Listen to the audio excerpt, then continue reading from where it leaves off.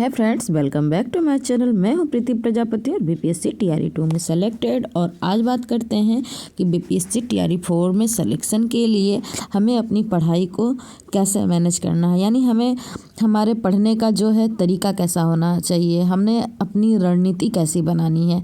तो चलिए चलते हैं, आज इस टॉपिक पे बात करते हैं और बताते हैं कि किस राह पे चल के आप टीआरई 4 की एग्ज़ाम को फतह कर सकते हैं, यानी आप उसमें अपना सिलेक्शन पा सकते हैं।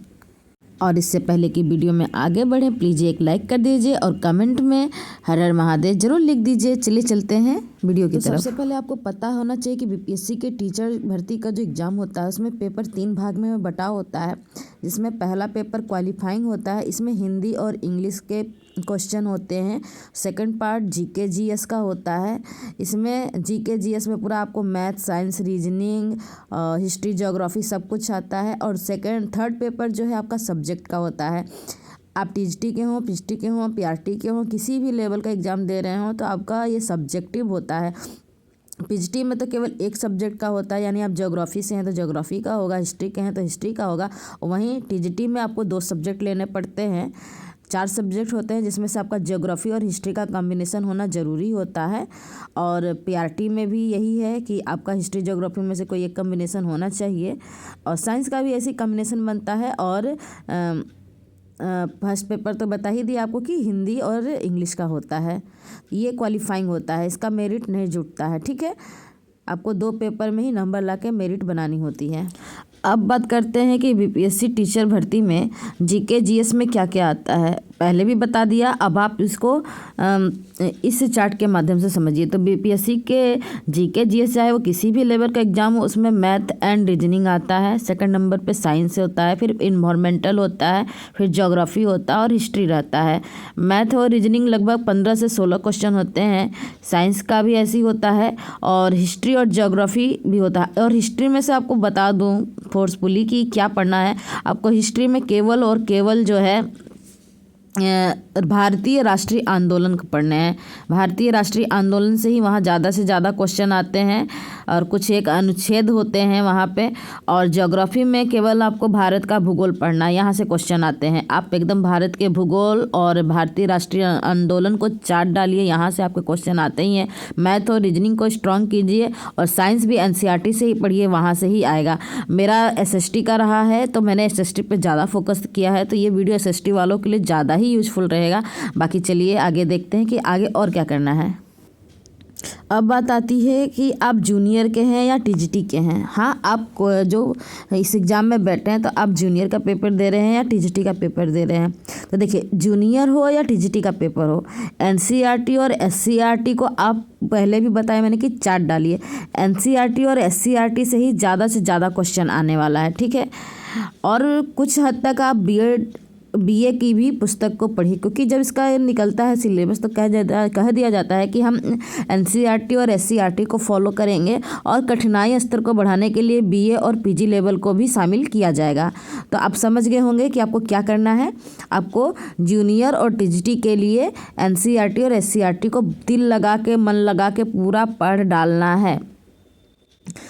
आपको बता दिए सब्जेक्ट कॉम्बिनेशन भी क्या होता है। तो एसएसटी का होता है ज्योग्राफी और हिस्ट्री में से दोनों में से कोई एक सब्जेक्ट आपका होना ही चाहिए।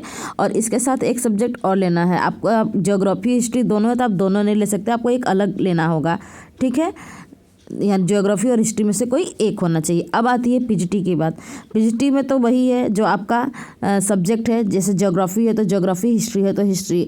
इसमें भी आपको एनसीईआरटी से पढ़ना है। एनसीईआरटी लेवल बनाता है और कठिनाई स्तर को हाई करते जाता है। आप एनसीईआरटी की लाइन टू लाइन रट्टा मार जाइए और कठिनाई स्तर को फॉलो करने के लिए, यानी उसको भी हल करने के लिए आपको क्या करना है, बीए और एमए की किताबों का गहन अध्ययन करना है। और अगर आपके पास इतना समय नहीं है, खैर अभी तो बहुत सारा समय है, तो आप एनसीईआरटी को रट्टा मार डालिए, एकदम रट्टा मार डालिए। आपको एनसीईआरटी छोड़ के और कहीं से नहीं आने वाला है क्वेश्चन। और क्वेश्चन जो पीआरटी का लेवल, टीआरई 1 का लेवल था वो कुछ ज़्यादा आसान था। इसके बाद टीआरई 2 थोड़ा कठिन था, इसके बाद टीआरई 3 और भी ज़्यादा कठिन था। तो आप जितने भी टीआरई 4 के हैं वो ये मान के चलिए कि पेपर बहुत कठिन बनने वाला है और एग्ज़ाम क्वालिफाई करना भी बहुत मुश्किल हो जाएगा, क्योंकि उस समय और भी ज़्यादा लोग आ जाएंगे जो सीटेट पास किए हैं, एस्टेट पास किए हैं। तो भीड़ तो बढ़ने वाली है। बहुत लोगों को बुरा भी लग सकता है, लेकिन बात सच है कि भीड़ बढ़ने वाली है। तो आप एनसीईआरटी को ज़रूर पढ़िए। अब मैंने आप लोगों को 3-4 चीज़ें बताई जो बहुत इंपॉर्टेंट है। सबसे पहला, जो पहला पेपर है जो क्वालिफाइंग होता है, आप उस पर थोड़ा सा ध्यान दीजिए। वो क्वालिफाइंग नेचर का होता है, इजीली क्वालिफाइंग हो जाता है पढ़ने वालों के लिए। दूसरा पेपर है जीके जीएस। आप इसमें भारतीय राष्ट्रीय आंदोलन को अच्छे से पढ़िए, भारत का भूगोल अच्छे से पढ़िए, इन्वायरमेंट पढ़िए, और प्रीवियस ईयर के मैथ और रीजनिंग के जो भी क्वेश्चन है उनको लगाइए, उसी आधार पे ये बनेंगे। और रह गया साइंस, भी एनसीईआरटी से पढ़ डालिए, इससे बाहर इधर कुछ नहीं आने वाला है। और मैंने क्या बताया कि अगर आप टीजीटी और जूनियर के हैं तो आपका सब्जेक्ट कम्बिनेशन बनता है और आपको 2 सब्जेक्ट लेके पढ़ाई करनी पड़ती है। बाकी सारा चीज़ वही रहता है, बस सब्जेक्ट में अंतर होता है। और पीजीटी में आपका जो एक सब्जेक्ट होता है 80 सवाल उसी से आते हैं, और टीजीटी और जूनियर में क्या होता है 40-40 के सवाल आते हैं। ठीक है, उम्मीद करती हूँ आपको वीडियो अच्छी लग रही होगी। और एक मूल मंत्र बना दो, आप कभी भी अगर पढ़ते हो ना तो दिल लगा के बैठो, 2 से 3 घंटा आराम से बैठो, इसके बाद ही कहीं जाओ। और अगर आपको खुद से नहीं निकलता है, खुद से नहीं पढ़ पाते, तो कोचिंग ज़रूर ले लो। क्योंकि मैंने भी खुद से पढ़ के देख लिया, मुझे सर पैर कुछ नज़र नहीं आता था। मुझे 10 साल लगे क्वालिफाई करने के लिए। जब मैंने हिम्मत करके कोचिंग ली तो मुझे पढ़ने का तरीका समझ में आया। अगर आप भी मेरी कैटेगरी में हो तो ज़रूर कोचिंग लीजिए और कोचिंग से पढ़िए। और उसमें कोचिंग लीजिए तो मैं बहुत लोग को देखती हूँ कि वीडियो देखते रहते हैं और कमेंट दुनिया भर की करते रहते हैं। तो आपको वीडियो देखना है, साथ में पेन कॉपी लेना है और उससे नोट्स तैयार करने हैं। और उस नोट्स को कम से कम 2 से 3 बार पढ़िए। जो आप नोट्स बनाए वो छप जाएगा। प्रैक्टिस सेट लगाइए, जो प्रैक्टिस सेट नहीं आता उस क्वेश्चन को हल कीजिए, उसको याद करके दिमाग में बैठा लीजिए और स्क्रीनशॉट लेते जाइए। अगर आप फ़ोन से पढ़ना तो स्क्रीनशॉट जरूर लीजिए जो नहीं आता। पीडीएफ के चक्कर में न फंसी, बहुत से बच्चे पीडीएफ करते रहते हैं।